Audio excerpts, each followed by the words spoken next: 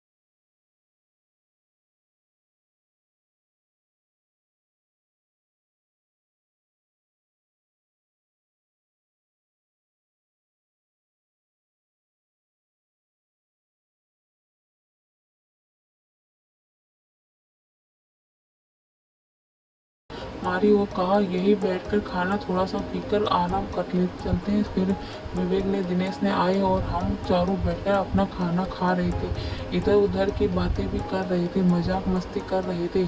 हमें लोगों को लगभग 1 घंटा आराम किया। फिर हमने सोचा कि अब थोड़ा सा और आगे घूमने के वापस चलेंगे, तो हम फिर जंगल की तरफ आगे चले गए। तो सच बताओ तो मुझे लग रहा था कि हम जहाँ होकर आए हैं उधर ही हो गए हैं, क्योंकि रास्ता तो कुछ समझ ही नहीं आ रहा था, लेकिन बस हम चल ही रहे थे। हमने सोचा अब जंगल काफ़ी दूर तक आ गए हैं और हम बहुत घूम लिए और हमको सही समय पर बाहर निकलना चाहिए, क्योंकि टैक्सी ड्राइवर हमारा इंतज़ार कर रहा था। अब घड़ी में लगभग 5 बज चुके थे, यानी अब हम लगभग 5 घंटे से जंगल में ही अंदर घूम रहे थे। इसी बात हम चारों वापस तो चल ही रहे, आपकी बार हम बहुत तेज तेज चल रहे थे, क्योंकि 5 घंटे सबसे अंदर घूम रहे थे, तो हम बाहर निकलने में कितना टाइम लगेगा ये सोच रहे थे। देखते देखते अब अंधेरा भी होने लगा था।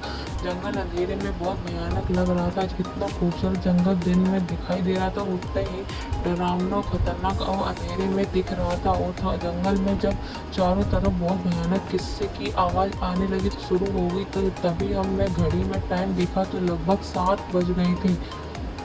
2 घंटे हो गए, हम जंगल में ही कहाँ हैं हम कुछ नहीं पता। और हम ड्राइवर के फ़ोन की भी नहीं बता सकते क्योंकि हम नेटवर्क बिल्कुल नहीं आ रहे थे। हमने सोचा ये था कि ड्राइवर अभी भी बाहर होगा या नहीं, क्योंकि हमने उसके कहा था कि 5 बजे तक पहले बाहर निकल आना। तब तो अंधेरा बहुत ज़्यादा हो चुका है। बताओ कि मुझे डर लग रहा है। तभी आपको ऐसा लगे कि हमारी बगल में कोई बहुत तेज से आवाज़ हुआ जा रहा है और उसके कदमों की आवाज़ बहुत तेज तेज आ रही है, लेकिन हमको वह कोई दिखाई नहीं दे रहा था। हम चारों थोड़ी देर तक रुक गए और उसका आवाज़ सुन रहे थे। आवाज़ लगातार तेज़ी से आगे से आ रही थी, बढ़ती जा रही थी, लेकिन हम किसी भी कोई दिखाई नहीं दे रहा था कौन भाग रहा था और किससे कदमों की आवाज़ है। लेकिन हमने वहाँ अब रुकना भी ठीक नहीं समझ में रहा था। कहाँ हमने जल्द से जल्द बाहर निकलना था। हम चारों अपने मोबाइल फ़ोन की फ्लैश लाइट जला रहे थे, लेकिन अब रास्ता समझ में नहीं आ रहा था। मतलब इसका मुझे डर लग रहा था कि वही वही हुआ, हम रास्ता जंगल में भटक गए हैं। लेकिन हमने रुकना नहीं, सही चलते तरफ लगातार चल रहे थे। तभी एक ऐसा जैसे कि दर्द पे तड़पता हुआ आवाज़ आ रही थी।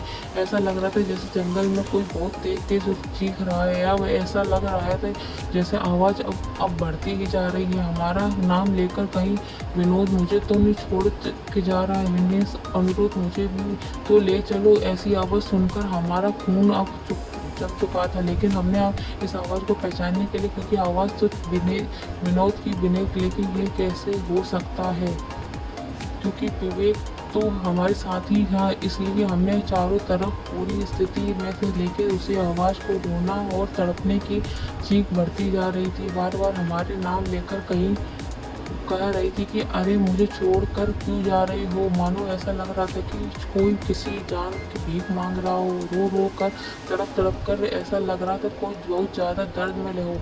लेकिन हम सबको आवाज़ विवेक की लग रही थी, लेकिन विवेक हमारे साथ ही था। अब ऐसा लग रहा था कि हम लोग बहुत ही बड़ी गलती कर दी है इस जंगल में आकर, क्योंकि ड्राइवर ने पहले ही बताया था कि ज़्यादा अंदर तक मत जाना, जंगल में अंदर तक जाना ठीक नहीं है। हम तब उसकी भटक गई चुके हैं और चारों के होश उड़ चुके हैं। भगवान ने यही दुआ करेंगे, भगवान हम जल्दी से जल्दी इस जंगल से बाहर निकल जाएं।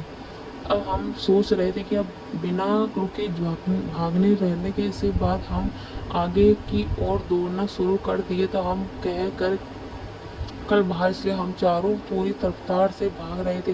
अब हम भाग भाग कर पूरी तरह थक चुके थे। हम और भाग रहे नहीं सकते थे, लेकिन ऐसा लग रहा था कि जान बचाई है तो अब हमें भागना होगा। लेकिन कहाँ भागे, जंगल में चारों तरफ घनघोर अंधेरा और अजीब अजीब सी किसी आवाज़ आई थी। ऊपर से विवेक की ऐसी आवाज़ आई जंगल में गूंज रही थी। अब ये क्योंकि लगातार हम भाग रहे थे, जब दिनेश नीचे बैठ कर गया उसके भाई लोग, अब मैं कहा जान बची है तो भागकर ही लोग, क्योंकि ये बस खतरनाक ही खतरनाक नज़र आ रहा है। मैंने अब विवेक एक साथ थोड़ा आगे है, उन्हें आवाज़ तो उन दोनों के कहे भाई अब नहीं भागा जा सकता, थक हम दोनों ही थक चुके।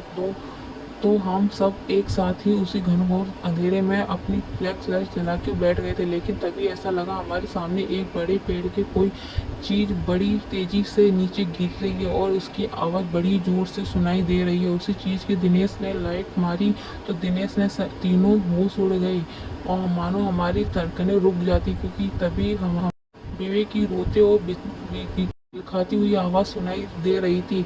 लेकिन हम अपने सामने विवेक का कटा हुआ सर पड़ा था। उसके आगे की कहानी अगले एपिसोड में देखें।